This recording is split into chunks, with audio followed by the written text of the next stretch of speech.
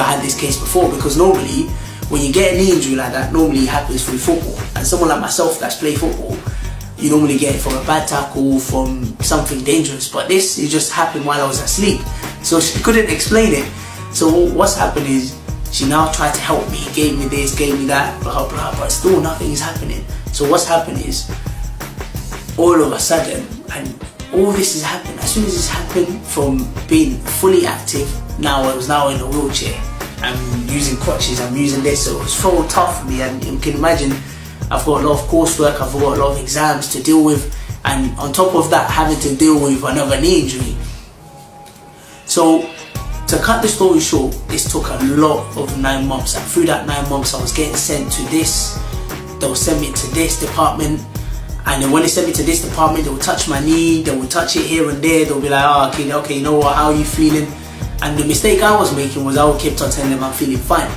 And the minute I said I was feeling fine, they were like, oh, you know what, go home, go and rest it, go and ice it. I used to do that, and then literally, as I keep doing that, another 2 months passed. Another 2 months, they'll send me to this other department. They'll say, go and do this, go and do that. And you know what, I just had enough. So what I did was I wrote a letter to them, and I said, you know, I'm about to commit suicide, I'm about to leave uni, I'm about to do this, I'm about to do that.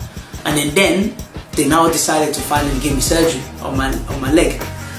But before they even gave me surgery, they said it's either you leave it to heal naturally or you have surgery.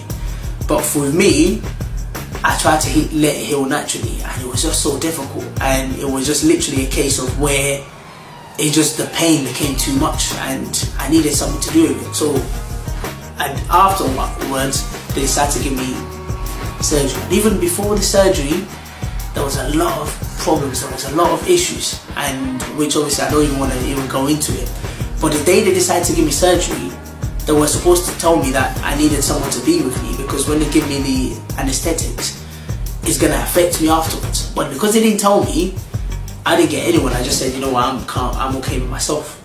Then as soon as they're about to do the surgery, they told me that, oh, if I don't have someone, I can't have the surgery. So again, I had to call up a lot of my friends. So literally after the surgery, still a lot of things was happening. But the good thing is, the girl that I actually started with, that I spoke with, that she was the last person I spoke with when I had the injury, she was always there for me. And literally after the surgery, after the injury, the recovery process, she was there.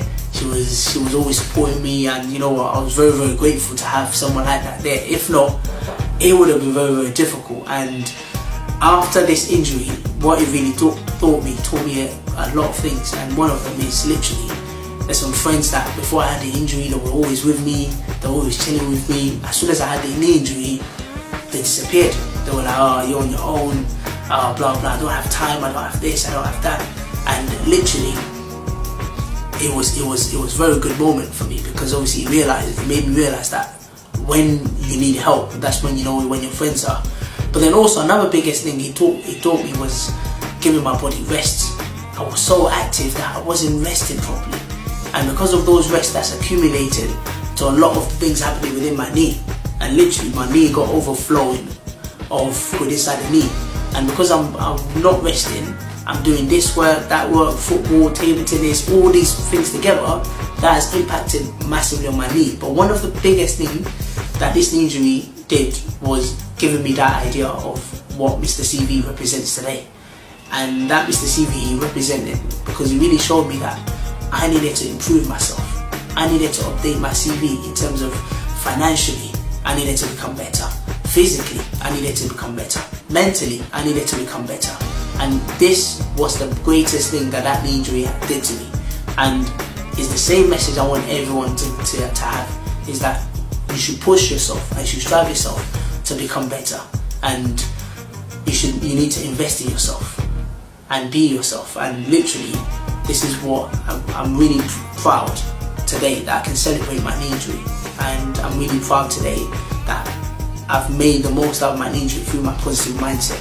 And you know what, I hope you really enjoyed the story, and I hope you really find motivation within the story as well. So thanks very much, and like, subscribe, do what you want, share the video, and yeah, adios.